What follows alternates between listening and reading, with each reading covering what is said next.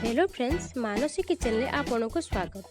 आज recipe new style बरा। जदि आपण आम चैनल नुआ अटंती तेज आम चैनल को सब्सक्राइब करूँ, पाखे बेल आइकन को दबाई दिखाँ नुआ रेसिपी नोटिफिकेशन पाइबा। चलते वीडियो को स्टार्ट करवा। देखु मुझे गोटे पियाज नहीं कि अदा नहीं छोट छोट पीस करके कड़ी पत्र नहीं गोटे गिन्ना अल्प किसी बिरी नहीं गोटे गिन्ना मु गोटे कप सुजी नहीं बिरी को ग्राइंड करनबा। मिक्सचर में मुझे किसी बिरी आर अदा पकईदेली तादे किसी पानी मु ऐड करदेली। एबे ग्राइंड करनबा। देखो आम बैटर प्रस्तुत हो जाए। मुझे सुजी मिसईदेली रखि सुजी मिसईदेली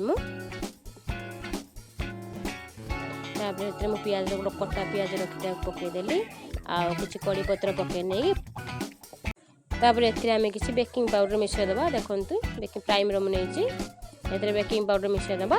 तापर आम ताको भल भाव गोले नबा।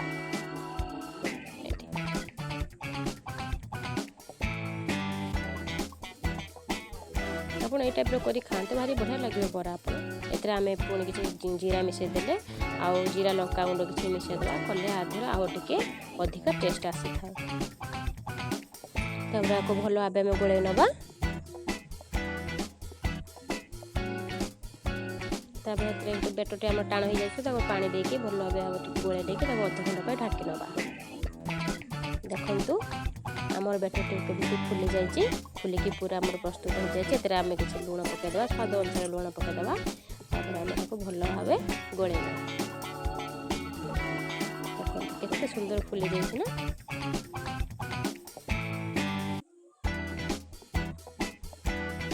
आपड़ भी चाहिए या बेटर टे मोटा करने सुजी ऐड करेंगे। देखो आम कड़े में तेल गरम है आम बरा आलू को छाणी नवा।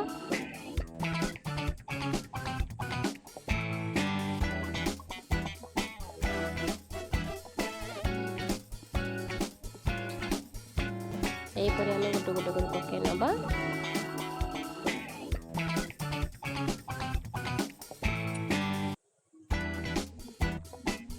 गोटे पाखे राणी एवं आम ओलटे नवा। होगलानी आमर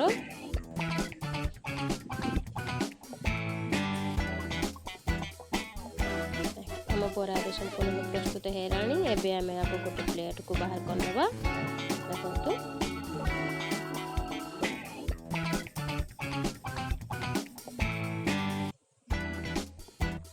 तैयार करूँ भारी बढ़िया लगे।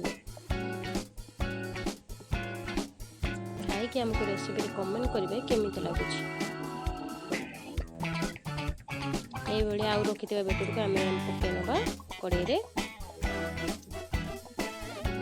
देखो आम बरा केते सॉफ्ट भल लगुच। जदि आपको रेसिपी भल लगुच तेज आपको कमेंट माध्यम जनातु।